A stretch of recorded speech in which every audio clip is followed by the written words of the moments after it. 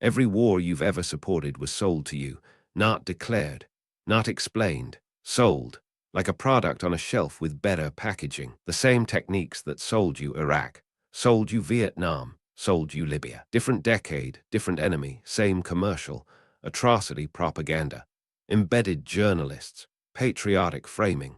The techniques for manufacturing your consent to war aren't secret. They're documented. They're studied in universities. And they keep working because nobody bothers to read the manual. Same playbook every time. Today, we're reading that manual together.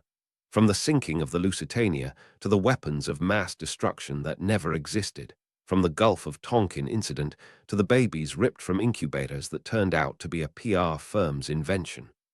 I'm going to show you the exact formula they use, step by step, war by war. And once you see it, you will never unsee it. The formula. Every war needs a sales pitch, not a reason, a pitch, and the pitch always follows the same structure. First, you need a villain, not a complex geopolitical actor with understandable motivations, a monster, someone so evil that questioning the war becomes questioning morality itself. The first casualty when war comes is truth. Senator Hiram Johnson said that in 1917, over a century ago, and nothing has changed.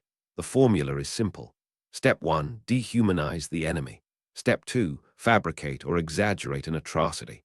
Step 3, embed journalists who only see what the military wants them to see. Step 4, wrap it all in the flag so that anyone who questions it is called unpatriotic. Formula. This isn't conspiracy theory. This is documented communication strategy. Edward Bernays, the father of public relations and nephew of Sigmund Freud, literally wrote the book on it. His 1928 work Propaganda laid out how to manipulate public opinion, and governments have been using his playbook ever since. But let me show you how old this really goes. Selling World War I. In 1915, a German U-boat sank the Lusitania, killing 198 people, including 128 Americans. The outrage was immediate. The newspapers screamed for blood. What they didn't tell you was that the Lusitania was carrying military munitions to Britain. The ship was a legitimate military target that was sold to you as innocent civilian slaughter. But it gets worse.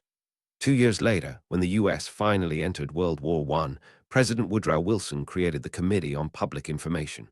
Run by a journalist named George Creel, this was the first modern propaganda machine.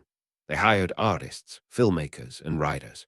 They deployed 75,000 speakers, called 4-minute men, to deliver pro-war speeches in movie theaters across America. They turned war into entertainment, and entertainment into recruitment. German Americans were attacked. German shepherds were renamed Liberty Dogs. Sauerkraut became Liberty Cabbage. Sound familiar? Freedom fries anyone.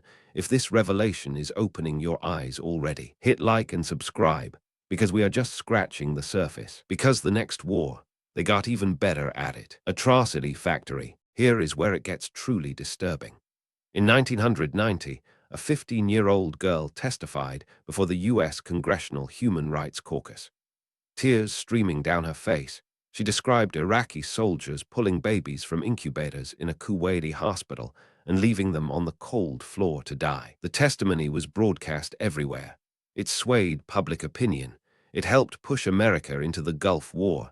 There was just one problem. IT was fake. The girl was Nayera al-Saba, daughter of the Kuwaiti ambassador to the United States.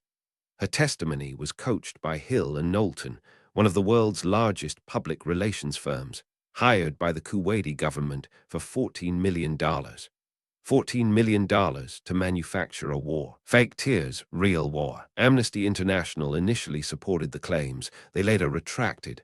But by then, the bombs were already falling. This is not ancient history. This happened in your lifetime. And the technique didn't retire. It evolved. Because when one playbook works, you don't throw it away. Weapons that vanish. February 5th, 2003. Colin Powell stands before the United Nations Security Council. He holds up a vial. He shows satellite images. He presents what he calls irrefutable evidence that Iraq possesses weapons of mass destruction. My colleagues, every statement I make today is backed up by sources, solid sources. The media repeated it without question. Embedded journalists were already being assigned to military units. The New York Times ran front-page stories by Judith Miller based on intelligence that turned out to be fabricated by a source codenamed Curveball, a source that German intelligence had already warned was unreliable. They knew the intelligence was garbage, and they used it anyway. The result, a war that killed over 200,000 Iraqi civilians, 4,500 American soldiers dead, $2 trillion spent, and not a single weapon of mass destruction was ever found. The most expensive lie in American history, and nobody went to prison. Colin Powell himself later called it a permanent blot on his record. But the machine that created that lie, it's still running, and it just changed targets. Embedded illusion. Let's talk about embedded journalism, because this is where the playbook gets elegant. During the Iraq War, the Pentagon didn't ban reporters. That would look suspicious. Instead, they invited them. They gave them helmets and flak jackets. They fed them. They protected them. And in return, those reporters could only see what the military showed them. Controlled access, controlled narrative. A study published in the journal Journalism and Mass Communication quarterly found that embedded reporters produced coverage that was significantly more favorable to the military than independent reporters. They didn't need to censor them. They just needed to control what they experienced. You don't have to silence the press when you can become its only source. And this is the genius of modern war propaganda. It doesn't look like propaganda. It looks like journalism. It looks like objectivity. The reporter is really there. The footage is real. The explosions are real. But the context, the why, the who benefits, that part is carefully curated. And when an independent journalist tries to report the other side, they don't get a helmet. They get a target on their back. Patriot trap. Now here's the part that makes the playbook truly bulletproof. Patriotic framing. Once the war machine wraps itself in the flag, questioning the war becomes questioning the troops. And questioning the troops becomes treason. Treason. After September 11th, the Dixie Chicks said they were ashamed the president was from Texas. Their career was destroyed overnight. Phil Donahue had the highest-rated show on MSNBC. He was fired because an internal memo said his show would be a difficult public face for NBC in a time of war. The message was clear. Support the war or be silenced. You're either with us or you're with the terrorists. That was the framing. Binary, absolute, no room for nuance, no room for asking who benefits, no room for following the money. Patriotism became a weapon to silence the very democracy it claims to protect. And it works every single time.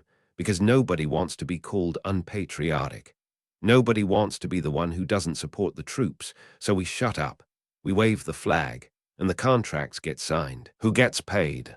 Follow the money. That's the rule that never fails. In 2001, Halliburton's stock was worth about $10 a share.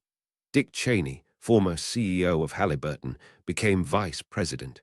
After the Iraq War began, Halliburton received contracts worth over $39 billion. $39 billion. Lockheed Martin, Boeing, Raytheon, Northrop Grumman. The top 5 defense contractors saw their stock prices multiply by 500 to 1,000% between 2001 and 2021. 20 years of war. 20 years of record profits. In the councils of government, we must guard against the unwarranted influence of the military-industrial complex. Eisenhower warned us in 1961. A 5-star general, the man who led D-Day. He saw the machine forming and he told us explicitly, and we ignored him. The people who decide to go to war are the same people who profit from war. This isn't a bug in the system. This is the system working exactly as designed. The playbook doesn't just sell war to the public. It sells war to Congress. Through lobbying, campaign donations, and revolving doors between the Pentagon and the boardroom. But the money trail leads somewhere even darker. Digital upgrade. The playbook didn't die with traditional media. It evolved. In the age of social media, manufacturing consent is faster, cheaper, and more effective than ever. During the lead-up to the Libya intervention in 2011, a narrative was constructed almost overnight. Gaddafi was giving his soldiers Viagra to commit mass rape. The Viagra story was never confirmed, but it justified a no-fly zone that became a bombing campaign. The technique is the same, atrocity propaganda. But now it spreads through Twitter, through Facebook, through Instagram. A single unverified claim can circle the globe before fact-checkers even start typing, and algorithms amplify outrage. The more emotional the content, the more it spreads. The more it spreads, the more consent is manufactured. Algorithm, amplified war consent. Think about it. How many wars have you supported based on a trending hashtag?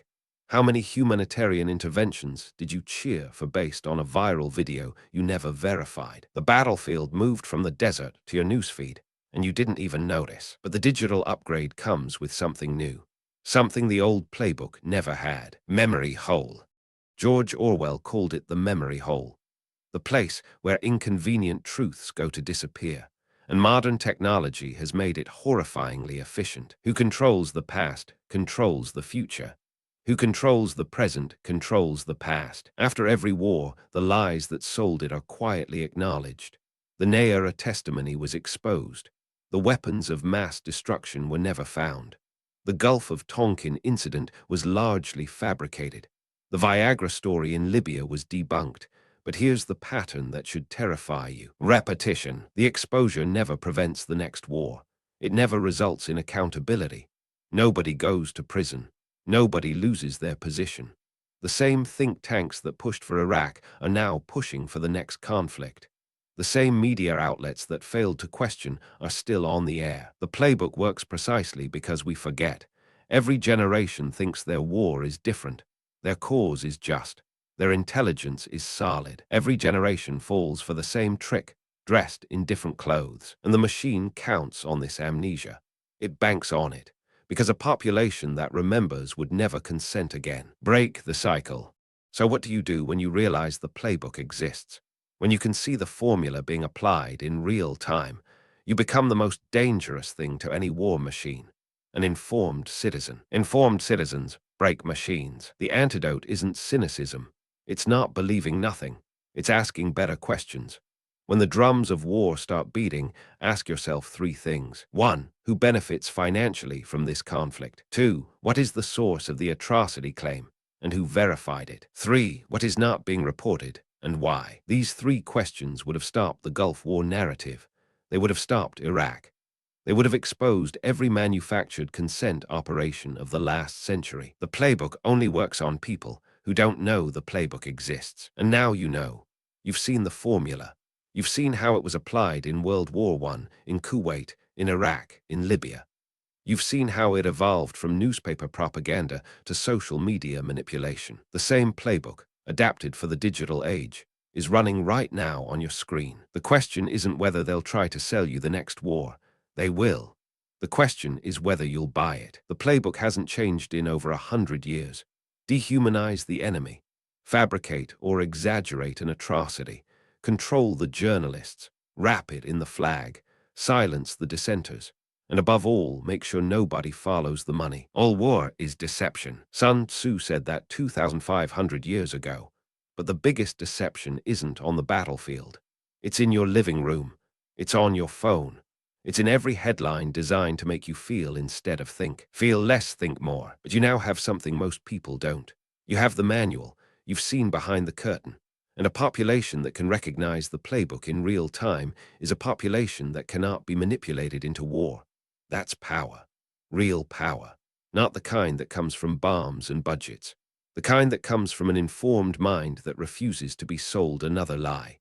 If you made it this far, comment playbook exposed if you'll never watch the war drums the same way again. Every government lies. The question is, what are they lying about? The truth is out there. You just have to follow the money. Subscribe if you want to keep digging.